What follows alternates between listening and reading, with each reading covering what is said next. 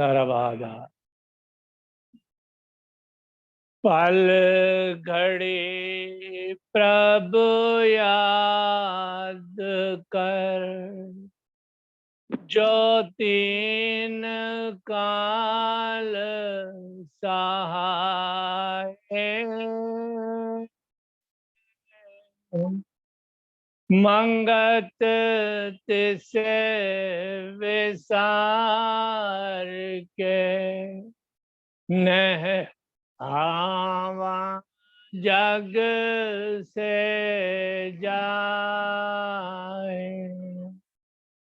पल घड़ी प्रभु याद कर, जो तीन काल सहाय।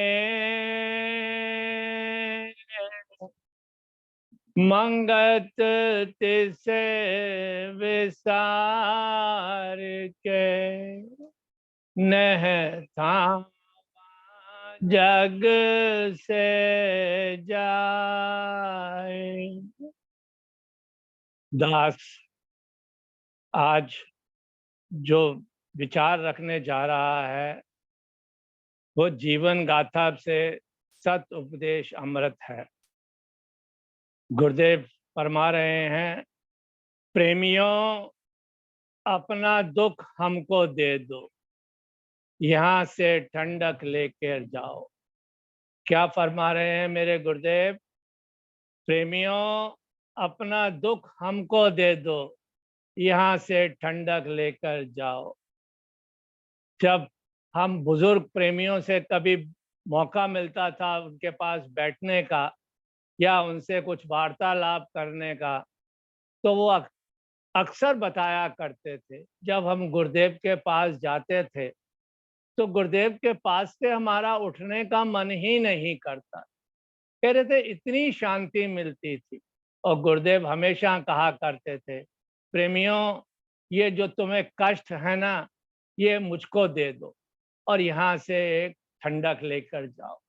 जब प्रेमी वहां बैठते थे तो उनको इतनी शांति मिलती थी, इतना आनंद आता था कि पता ही नहीं लगता कि कब रात्रि हो गई। तो गुरुदेव को कहना पड़ता था, प्रेमियों जाओ, बहुत समय हो गया है, क्योंकि वहां से उन प्रेमियों का उठने का मन ही नहीं करता, इतनी शांति मिलती थी। किसी शायर ने बड़ा सुंदर लिखा है, गुरु श्री की चरणों में नूर टपकता है, गमे दिल को सरूर मिलता है, जो जाता है गुरु श्री के चरणों में उसे कुछ ना कुछ जरूर मिलता। कहने लगा गुरुओं के पास जाकर, सच्चे गुरुओं के पास जब हम बैठते हैं तो कहते हैं हमको बड़ी ठंडक पैदा होती है। कभी कभी आप प्रैक्टिकल करके देखिएगा कि कब जब आप सत्संगशाला के अंदर प्रवेश करते हैं, जैसे ही पहला स्टेप आप अंदर की तरफ मुंह अंदर रखेंगे तो देखिए आपके अंदर शरीर से एकदम अजीब सा हलचल सी पैदा होती है, शांति का अनुभव होता है। चाहे वहां पर बैठकर हमारा मन इधर से उधर डोलने लग जाए, पर फर्स्ट एंट्रेंस के लिए जब हम एंटर करते हैं तो हमारे मन के अंदर एक अजीब सी, शरीर के अंदर एक अजीब सी शांति सी महसूस होती है। तो गुरुदेव बता रहे हैं कि संसार में जीव मानुष चोला इस वास्ते धार कर आया है कि हरि की भक्ति करें। हम इस संसार में क्यों आए थे? हमें ये शरीर जो मिला क्यों मिला था? कहते हैं हम जब गर्भ जूनी में थे ना, तो उल्टे लटके हुए थे, गुब्बारे के अंदर कैद थे। हमारी टांगे ऊपर थी, सिर नीचे था, हाथ जुड़े हुए थे और परमात्मा से प्रार्थना करते थे कि हे प्रभु, तू मुझे इस काल कोठरी से बाहर निकाल, तो मैं तेरे को कभी नहीं भूलूंगा, एक क्षण के लिए भी तुझे विसरूंगा नहीं। जैसे ही उस गर्भ जूनी से बाहर आए, क्या हुआ? हम संसार में लिप्त हो गए। कहते हैं आए थे हरि भजन को और ओटन लगे कपास। कहने लगे जो काम हमने करना था, जिसका वायदा करा था, कहते हैं ना, गर्भ पने में हाथ जुड़ाए निकल हुआ बेईमान। कह रहे वहां तो हम हाथ जोड़ रहे थे कि प्रभु मुझे यहाँ से बाहर निकाल। जैसे ही संसार में आए हम बिल्कुल भूल गए परमात्मा कि हमने क्या वायदा किया। तो मेरे गुरुदेव आगे क्या कहते हैं, ये नहीं कि सारी जीवन यात्रा का समय भोगों के भोगने में ही सर्व कर दे। क्या कह रहे हैं मेरे गुरुदेव, ये नहीं कि सारी जीवन यात्रा का समय भोगों के भोगने में ही सर्व कर दें। कहते हैं हम पूरा जीवन क्या करते हैं कि एक खाया दूसरा खाया, भोग ही भोग हम इकट्ठे करते चलते हैं। हमें क्या मिलता है उनसे कुछ? आज मान लीजिए किसी ने रसगुल्ला खाया और 10 मिनट बाद पूछो उसको कैसा स्वाद था, तो वो स्वाद को एक्सप्लेन नहीं कर सकते। कह रहे हम कितने भोग भोग रहे हैं, हमें पता ही नहीं लगता कि ये भोग कहाँ जा रहे हैं। आगे गुरुदेव क्या कह रहे हैं कि मानसिक कष्ट तभी दूर हो सकते हैं जब सही मायनों में प्रभु परायण होंगे। कह रहे हैं ये मानसिक जो रोग हैं, कौन से मानसिक रोग है? कह रहे मन के द्वारा जो हमारी उथल पुथल होती है, मन के द्वारा जो हमारे अंदर संकल्प और विकल्प उठते हैं, कह रहे यही हमारे मानसिक रोग हैं। कहने लगे ये किस प्रकार से दूर होते हैं? कह रहे जितना जितना हम प्रभु परायण होते चले जाएंगे, उतना उतना जो है ये हमारे मानसिक रोग दूर होते चले जाएंगे। कहने लगे अगर हमारे शरीर के अंदर बुखार है तो हम डॉक्टर के पास जाते हैं कि डॉक्टर साहब मेरे को ना बुखार की हरारत हो रही है। तो डॉक्टर नंबर चेक करता है, हमें चेकअप करके तो हमारे को क्या करता है, हमें पैरासीटामोल दे देता है कि ये लो बुखार की दवाई, आपका बुखार उतर जाएगा। एक दिन हुआ, 2 दिन हुआ, पता लगा बुखार नहीं उतरा। फिर डॉक्टर के पास गए तो डॉक्टर क्या करता है, उसके साथ में हमको एंटीबायोटिक दे कि ये लो कि तुम्हारी बॉडी के अंदर जो इन्फेक्शन है वो इससे दूर हो जाए। कहने लगे इसी प्रकार से हमारे मानसिक रोगों का जो एंटीबायोटिक है वो क्या है? कहने लगे वो नाम सिमरन, प्रभु परायणता। हर वक्त उस प्रभु के नाम को हम याद करें। जितना जितना उस प्रभु परायण होते चले जाएंगे, उतने ही हमारे मानसिक कष्ट जो हैं, मानसिक रोग जो हैं वो दूर होते चले जाएंगे। कह रहे दृढ़ परायणता नित ही दुख देने वाली। क्या फरमा रहे हैं गुरुदेव? देह परायणता नित ही दुख देने वाली है। आज तक किसी ने भी संसारी भोग पदार्थों को हासिल करके सच्ची शांति प्राप्त नहीं की। कह रहे हैं इस देह परायणता से दुख ही दुख तो है। कह रहे हैं, कहते भी है ना कि संसार क्या है, दुखालय है। और इसी संसार को अगर हम दूसरी तरफ चलें, परमात्मा की तरफ चलें, तो कहते हैं यही सुखालय है। तो कहते हैं हमारे देह परायणता से क्या होता है, हमें दुख प्राप्त होते हैं। गुरुदेव कह रहे हैं ना कि देह परायणता नित्य ही दुख देने वाली है। आज तक किसी ने भी संसारी भोग पदार्थों को हासिल करके सच्ची शांति प्राप्त नहीं करी। जितने हमने संसारी भोग भोगे, किसी प्रकार का भी भोग समझो, क्या हमको वो कोई शांति मिली? एक पल की भी शांति नहीं मिली। तो गुरुदेव ने फरमाया इसी बात के ऊपर, साचे सुख को खोजते बीत गए बरस हजार, मिले ना पलक की शान ते, जो भोगे भोग अपार। कह रहे कितने भोग भोग लिए, अपार भोग भोग लिए, क्या हमें उन भोगों के अंदर सच्चा सुख मिला, सच्ची शांति मिली? कह रहे हैं एक पल के लिए भी नहीं मिली। आगे मेरे गुरुदेव क्या फरमा रहे हैं, रात दिन धन में एकत्र करने में लगे रहने से क्या बना, जरा विचार करके देखें। केवल शरीर की पूजा में यानी खान पान में, इसके बनाव सिंगार में सारा वक्त जाया कर दिया, आखिर मिला क्या? कभी विचार करके नहीं देखा कि मन की वासना को पूर्ण करने के लिए इसकी दौड़ धूप में लगे रहते हैं। कभी इसने ये सोचा नहीं, क्या फरमा रहे हैं मेरे गुरुदेव, कि कभी हमने सोचा नहीं कि किधर से आना हुआ और किधर जाना है। क्या फरमा रहे हैं मेरे गुरुदेव कि हम कहाँ से आए थे, कभी हमने सोचा ये मालूस शोला जब हमको मिला वो किस प्रकार से मिला, कहाँ से आए थे, और ये मानुष चोला छोड़कर हमको कहाँ जाना है। अभी किसी सज्जन से पूछें संसारिक तौर तरीके से, भाई कहाँ से आए हो, तो बता देगा जी मैं फलानी जगह से आ रहा हूँ। और आपको जाना कहाँ है, कि फलानी जगह जाना है। पर ये तो संसारी बात है, पर मेरे गुरुदेव क्या कहते हैं कि कहाँ से आया है और कहाँ जाएगा। क्या हमें पता है थोड़ा ठिकाना, हम शरीर छोड़ने के बाद कहाँ जाएंगे, और इस शरीर से पहले हम कहाँ पर थे। तो गुरुदेव को फिर कहना पड़ा, कहाँ से आया कहाँ नर जाए, कौन तेरो मुकाम, मंगत सार विचारना,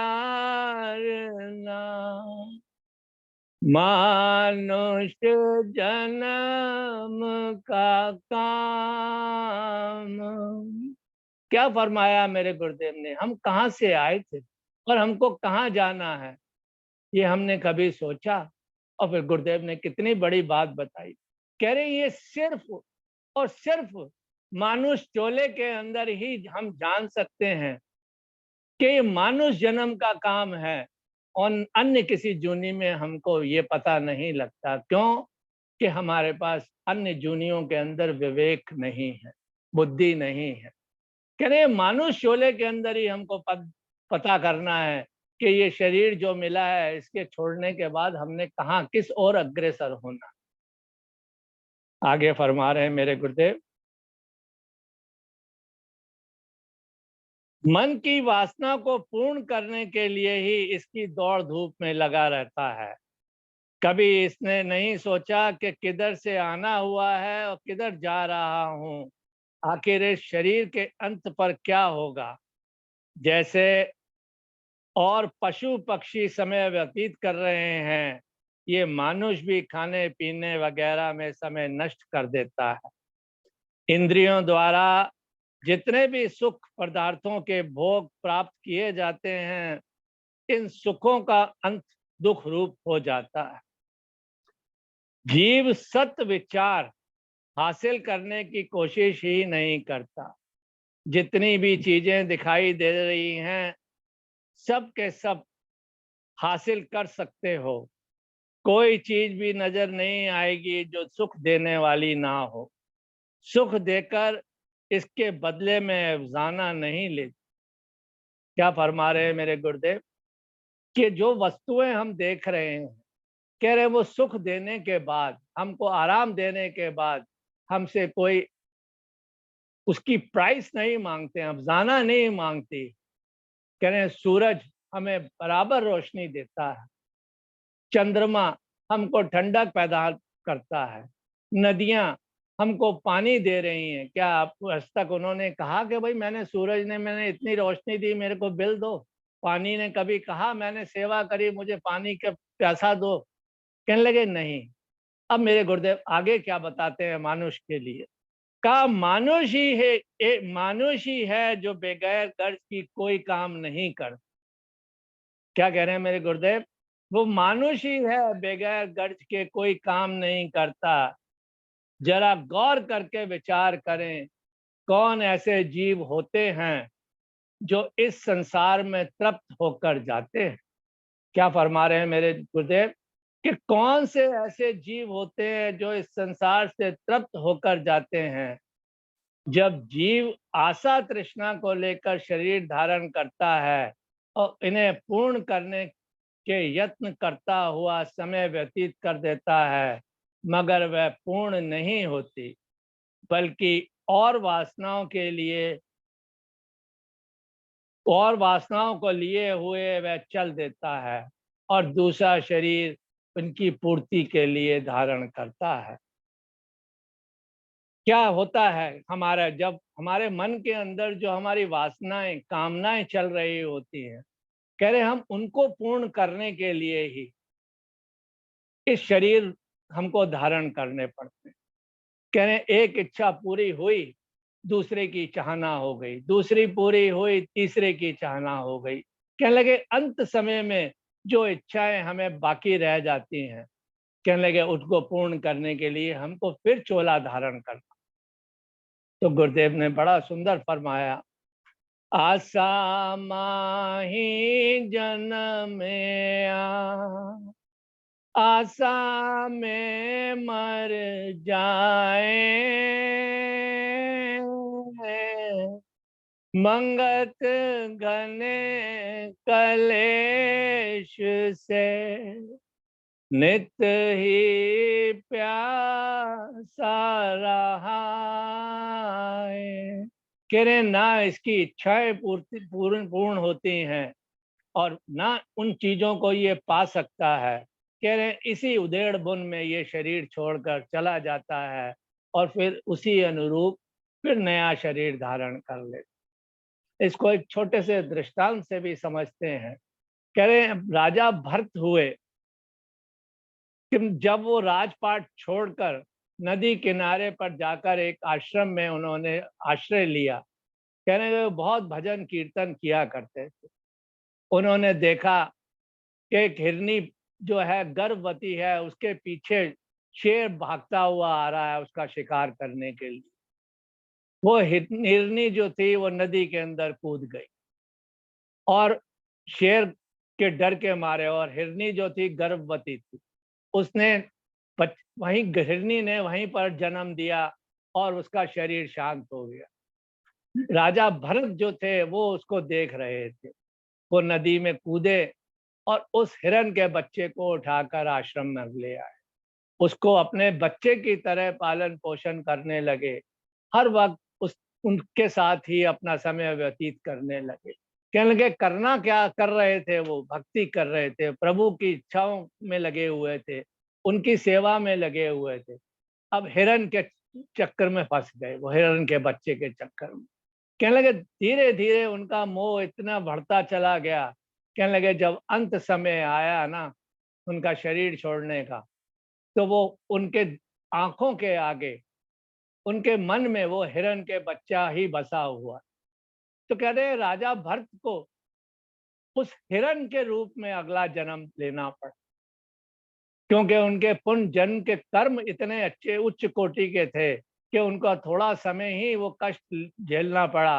पर कहने लगे उनको भी जो वासना थी उनके अंदर आखिरी समय में रह गई थी, कहने लगे उनको पूर्ण करने के लिए उनका हिरण का शरीर धारण करना। आगे बताते हैं मेरे गुरुदेव, और दूसरा शरीर इनकी पूर्ति के लिए धारण करना पड़ता है।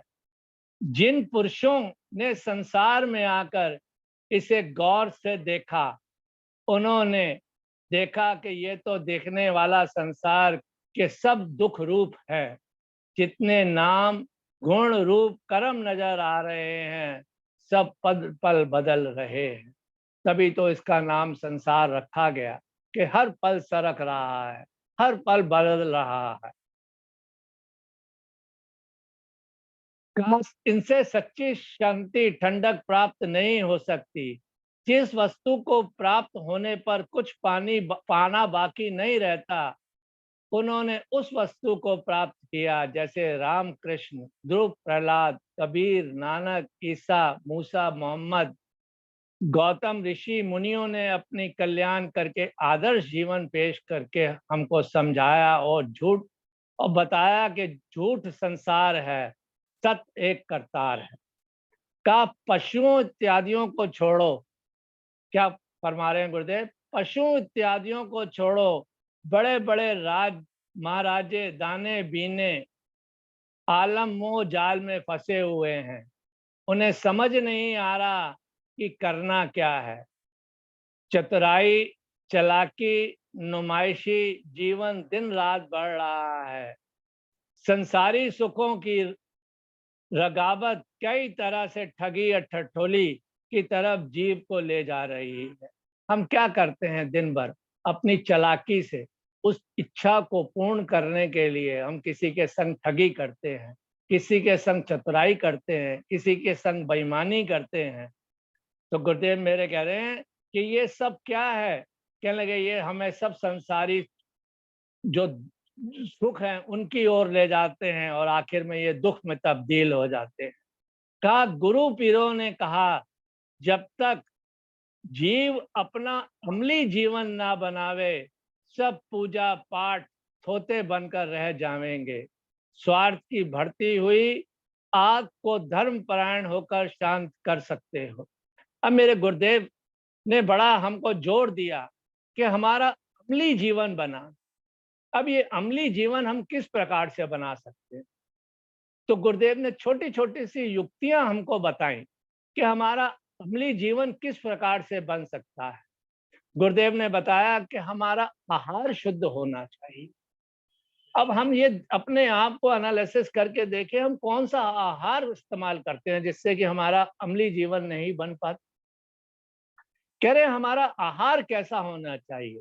कह रहे हैं सात्विक होना चाहिए, शुद्ध होना चाहिए, मांस मदिरा आदि नहीं होनी चाहिए।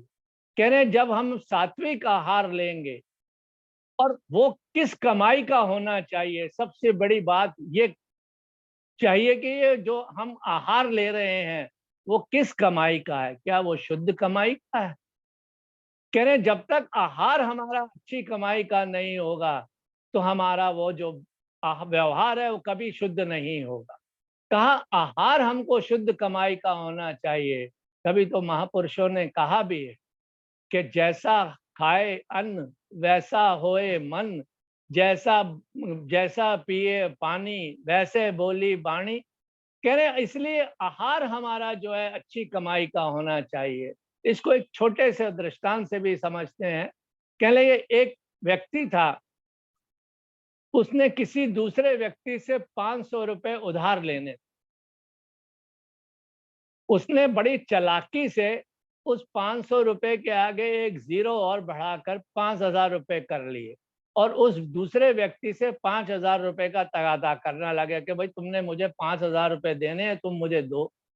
तो उसने कहा मैंने तो आपसे 500 रुपए लिए थे कि देख तेरे हाथ का लिखा हुआ है 5,000 रुपए। तो उसने जब देने से मना कर दिया तो वो कोर्ट कचहरी में चला गया। वहां पर अपना बहसबाजी कर कर अपने झूठे सच्चे प्रमाण देकर उसने वो 5,000 रुपए उस व्यक्ति से दूसरे से वसूल ली। कहने लगे जब उसको 5,000 रुपए मिल गया तो उसने सोचा क्यों ना इसमें से थोड़े से पैसों का मैं प्रसाद बनाकर संगत के चरणों में ले जाऊं। कहने लगे उसने एक प्रसाद की देग बनवाई और वो लेकर गुरुद्वारे में गया। जो भाई जी अपने अरदास कर रहे थे उनसे कहने लगा भाई जी ये मैं प्रसाद की देग लेके आया हूँ, इस अरदास कर दीजिए और ये संगत के चरणों में इसका वितरण करा कर दें। तो भाई जी ने कहा ठीक है। जब भाई जी अरदास करने लगे तो वो उनसे अरदास नहीं हो। भाई जी बड़े परेशान हो गए। तो भाई जी को शक हुआ कुछ, तो वो जो व्यक्ति लेकर आया था प्रसाद की देग उससे पूछा तू ये बता भाई ये कौन सी कमाई का तू ये प्रसाद बना के लाया है, सही सही बताइए तो गुरु घर पर खड़ा हुआ है। तो वो व्यक्ति डर गया। उसने कहा कि उसने पूरी अपनी दृष्टांत बताया कि इस तरह मैंने करके हेरा फेरी करके ये पैसे मिले तो उसमें से मैंने ये प्रसाद की देग तैयार कराई। तो उस भाई जी ने क्या कहा कि भाई ये तू प्रसाद जो लाया है ना ये किसी को बाहर मत फेंक देना ऐसे, क्योंकि अगर इससे पक्षी भी खाएंगे तो वो भी अंधे हो जाएंगे। तू ऐसा कर कि इसको एक गड्ढा खोद कर ये प्रसाद को उसके अंदर दबा दे जिससे ये किसी के मुंह में नहीं लगे। कहने कमाई जिस प्रकार से होती है कहने के वैसा ही हमारा जो है आहार बनता है। अगर आहार हमारा अच्छा है तभी तो कहते हैं ना कि जब गृहिणियां माताएं भोजन बनाती हैं अगर वो महामंत्र का जाप करते हुए या किसी और का सिमरन करते हुए अगर भोजन बनाती हैं तो कहते हैं वो आहार जो है शुद्ध आहार हो जाता है। वो फिर खाना नहीं रहता, कहने के वो लंगर का रूप हो जाता। कहने के आहार हमारा शुद्ध होना चाहिए। जब हमारा आहार शुद्ध होगा तो हमारा व्यवहार भी शुद्ध होगा। क्यों? कि जैसा हमने अन्न खाया उसी हिसाब से तो हम व्यवहार करेंगे। हमारे घर सामने कोई इनोसेंट कस्टमर आ भी गया तो हम उसके साथ में कोई गलत कार्य नहीं करेंगे, और जब गलत कार्य नहीं करेंगे तो हम एक सा ही सौदा देंगे उसे। हमारे व्यवहार जब शुद्ध होगा तो क्या होगा? हमारा विचार शुद्ध। और जब हमारे विचार शुद्ध होंगे, किसी के संग हेरा फेरी नहीं, गलत काम नहीं, फिर क्या होगा? जब विचार शुद्ध होंगे तो हमारी संगत अच्छी होगी। जब हमारी संगत अच्छी होगी तो हमारे मन के अंदर जो मानसिक रोग है वो पैदा नहीं होंगे। हमारे अंदर किसी प्रकार की उथल पुथल नहीं होगी। और हमारा जीवन कैसा होगा? जो कि मेरे गुरुदेव ने बताया कि अमली जीवन, जीव अपना अमली जीवन बनावे, सब पूजा पाठ थोथे बनकर रह जाएंगे। यानी हर चीज थोथी बनकर रह जाएगी अगर हमारा अमली जीवन नहीं होगा। अगर हमारा अमली जीवन होगा तो हम अपने आप को उस परम पिता के चरणों में अति शीघ्र लगा पाएंगे और हम इस संसार सागर से पार हो जाएंगे। कोई दास से पढ़ने में गलती हो तो क्षमा करिएगा। ओम ब्रह्म सत्यम।